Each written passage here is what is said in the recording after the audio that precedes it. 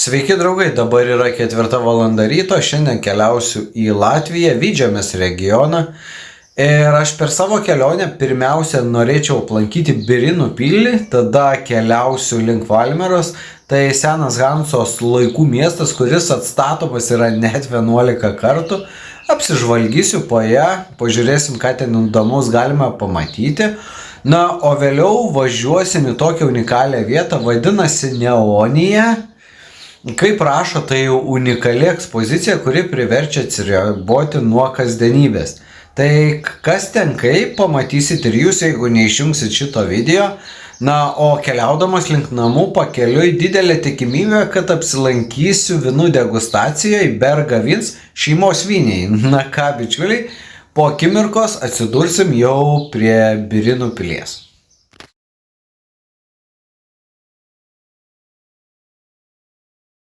Birinų pilis yra istorinė pilis Latvijoje, pastatyta 1860 metais.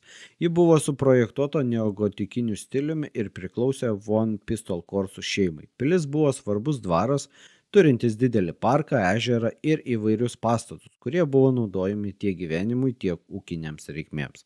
Per savo istoriją pilis išgyveno įvairius laikotarpius nuo klestėjimo iki pokyčių. Ji buvo naudojama įvairiems tikslams, įskaitant viešbutį ir kaip renginių vieta. Šiandien Birinų pilis yra populiari turistų lankoma vieta, siūlanti ekskursijas, apgyvendinimą ir įvairias pramogas bei maitinimo paslaugas.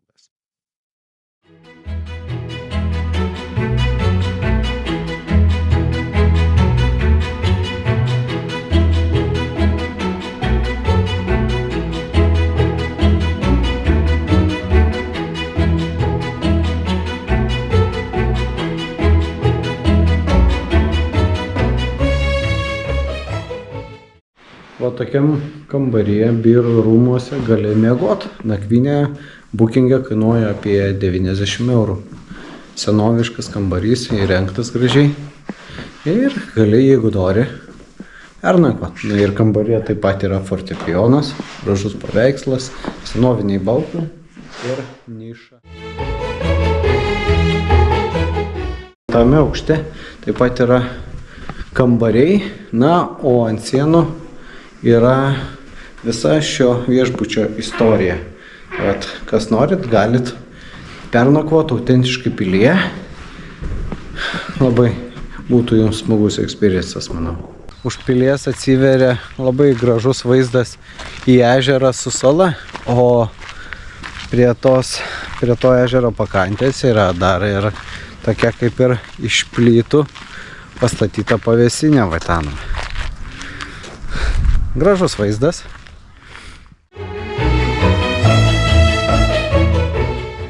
O kas čia, ar tik ne vandens bokštas? Kaipgi, būtina įlipt tada. Ką čia gero? Ai, čia stiklas.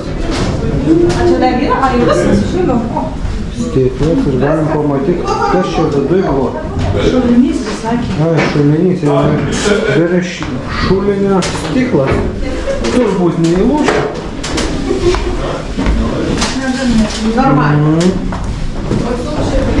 Čia va galim matyti, kaip atrodo visas bokštas. Maketas visas bokštas iki pat viršaus. Apačioj šulinys, aukštai, tokie spiraliniai laiptai. O dabar spiraliniais laiptais bandom užlipti viršų.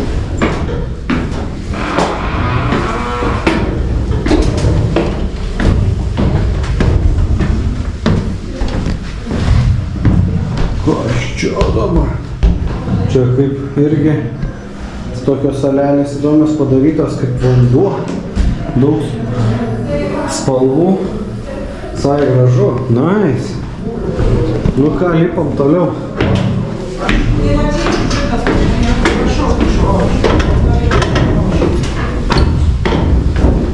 O, pirmas sustojimas. Čia yra Birinų pilies vandens bokšto visa istorija, nuotraukos unikalios. Visa statyba, visa jo istorija. Nu, dar ne aukštai reikia iki galo lipti. Nu, va čia va tokiais stačiais laiptukais dabar lipam į viršų. Nu, lipam į patį viršų. Tokiais čia laiptukais užlipti siauryčiais. Nu va, dėl tokio vaizdo buvo verta užlipti patį viršų, atsiveria visas parkas kaip ant delno, Birinė pilis, ežeras ir kiti ūkiniai pastatai. Aišku, užlipimas sudėtingas, nulipimas irgi toks komplikuotas, bet nu tikrai čia gražu. Da. O čia tai vaizdas super. Gal įdomiausia šios pilies vieta. Jeigu būsit, būtinai užsukit ir užlipkite šitą vandens bokštą.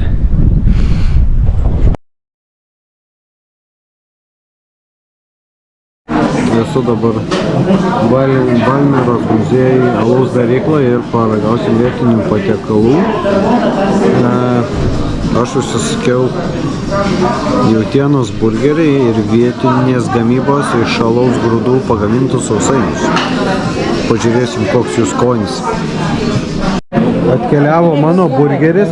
Burgeris įdomus tuo, kad yra padažiukas, padažas yra su alumi. Su alumi kažkoks darytas, keptos va, tai bulvės, na ir šiek tiek pabarstyta svogūnų.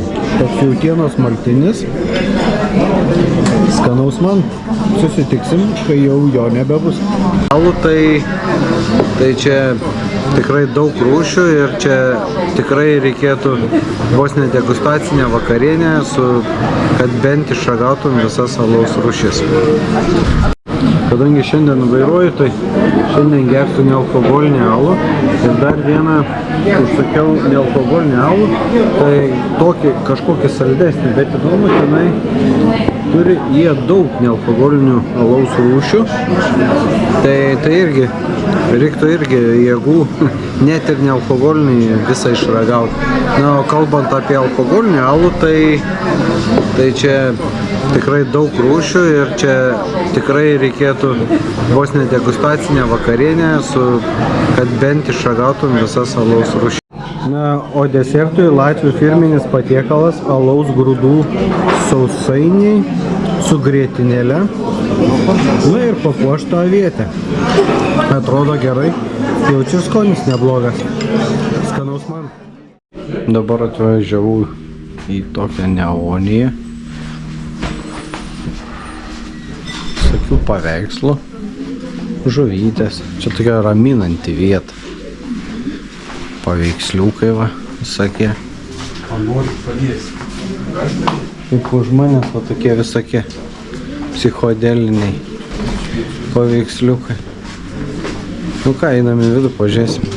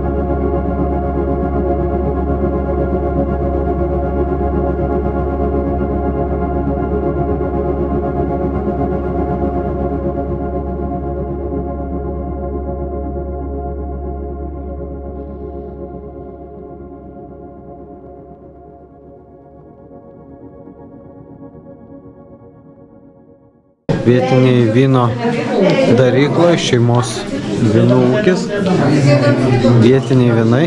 Kadangi aš vairuoju, tai pasižiūrėsiu kaip kitiems pilsto vyną.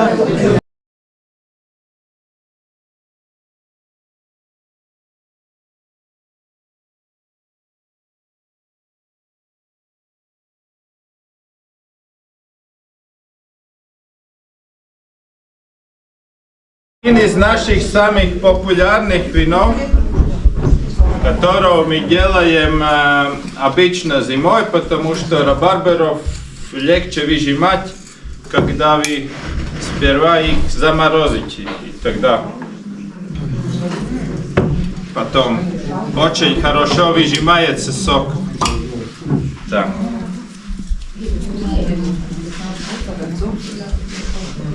Сейчас заберем. Kadangi aš negeriu, tai man davė obuolių sultį, sako, galėsi degustuoti. Gerai. Jie irgi taip pat spaudžia tokias obuolių sultis gražiose medinėse dėžėse su kraneliu. Visi šitie vynai yra ypatingai įdomaus skonio, nes iš tikrųjų, pavyzdžiui, va šitas vynas tai yra šermukšninis, aronijų, rabarbarų, juodųjų serbentų, čia yra miško uogų, svarainių, aviečių ir va šitas alyvuogių. Iš tikrųjų įdomus labai vynai. Na, o va čia va asortimente tai irgi iš karto butelyje auginti obuoliai su irgi brandintų brendžių arba galima su kriauše, taip pat irgi jų rankų darbo gamybos brendis. Tai iš tikrųjų įdomus vyno ūkis, tai galima net ir liaudiškai tariant įsigyti samagoną, nes Latvijoje dėkingesni įstatymai tam reikalam. Ir, na, taip pat ir putojančių vynų kolekcijos. Vat pavyzdžiui, kad ir šitas yra svarainių pusiau saldus putojantis vynas. Jeigu pažiūrėjote video iki galo, paspauskit prenumeruoti, parašykit komentarą, paspauskit like. Iki kitų kartų. Ate, draugai.